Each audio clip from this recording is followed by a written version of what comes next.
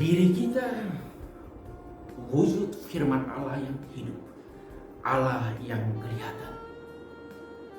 Sebelumnya saudara dan saudariku, kita sudah melihat bahwa setiap kita adalah ciptaan Allah. Setiap kita diciptakan menurut gambar dan rupa Allah sendiri. Itu kita bisa baca dalam Kejadian 45 ayat 1.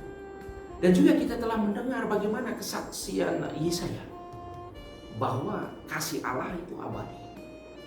Dia senantiasa menyertai dan menemani kita.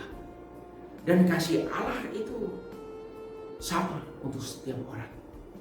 Hanya masing-masing kita lah yang membuat kasih Allah itu tidak mendapat tempat dalam hidup kita karena dosa, karena hilangnya damai dalam pikiran dan juga dalam hati kita.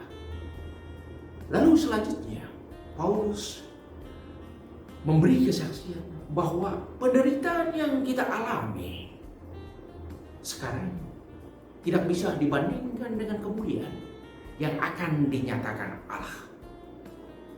Saudara-saudariku, penderitaan yang kita hadapi, yang kita alami, yang kita rasakan saat ini tidak bisa dibandingkan dengan kemuliaan Allah yang begitu besar yang dinyatakan dalam hidup kita setiap hari. Di balik setiap penderitaan, di balik setiap tantangan dan kesulitan hidup, ada rahasia, ada sesuatu yang Tuhan mau sampaikan dengan kita. Tetapi kadang akal budi kita, nurani kita tidak sanggup untuk menyelami pesan, tidak sanggup untuk merasakan apa yang Tuhan mau dari setiap kesulitan, dari setiap tantangan atau penderitaan yang kita alami. Karena itu mari kita terus membina hubungan dan relasi yang baik kita dengan Allah. Mari kita menjalin itu hal yang baik dengan Allah melalui komunikasi harian kita dengannya lewat doa, lewat menerima sakramen-sakramen, membaca kitab suci dan merenungkannya, melalui meditasi, melalui devosi-devosi yang kita lakukan. Banyak sarana supaya kita bisa intim dan dekat dengan Tuhan.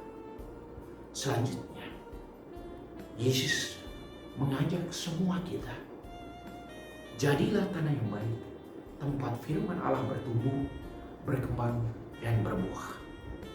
Matius bab 13 ayat 1 sampai 23. Cerita perikop ini menggambarkan seorang penabur yang pergi menabur benih. Benih itu ada yang jatuh di pinggir jalan, ada yang jatuh di tanah yang berbatu-batu, ada yang jatuh di tengah semak duri, dan juga ada yang jatuh di tanah yang baik. Keempat kategori tempat di mana benih itu jatuh mengisyaratkan dan menggambarkan bagaimana benih itu bertumbuh dan berkembang. Yang jatuh di pinggir jalan langsung habis dimakan oleh binatang-binatang lain seperti burung misalnya. Yang jatuh di tanah berbatu-batu, ia cepat tumbuh karena ada tanahnya di sana. Tapi di saat kena sinar dan terik matahari, dia langsung layu dan mati. Dan yang jatuh di semak duri, dia bertumbuh, tapi lama-kelamaan dihimpit oleh semak duri itu, sehingga dia tidak bisa menghasilkan buah.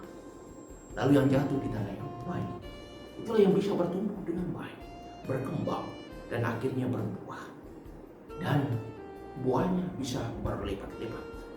Saudara-saudariku, andaikan kepada kita ditanyakan, seperti apakah diri kita bisa diumpamakan dengan tempat jatuhnya benih tadi? Kita sudah menjadi pengikut Kristus. Ada yang sejak bayi, ada yang sejak kanak-kanak, remaja, dewasa, atau bahkan sesudah berusia lanjut. Kalau kepada kita ditanyakan, seperti apakah diri kita bisa diumpamakan berhubungan dengan menerima firman Tuhan? Apakah seperti tanah di pinggir jalan, tanah di tempat bebatuan, di tengah semak duri, atau tanah yang baik? Pasti setiap kita punya jawabannya masing-masing. Seperti apapun diri kita, mari kita terus memupuk, merawat, menyirami, dan menjaga firman Tuhan yang telah kita terima agar bisa bertumbuh, berkembang, dan berbuah. Ia berbuah dan mendatangkan manfaat.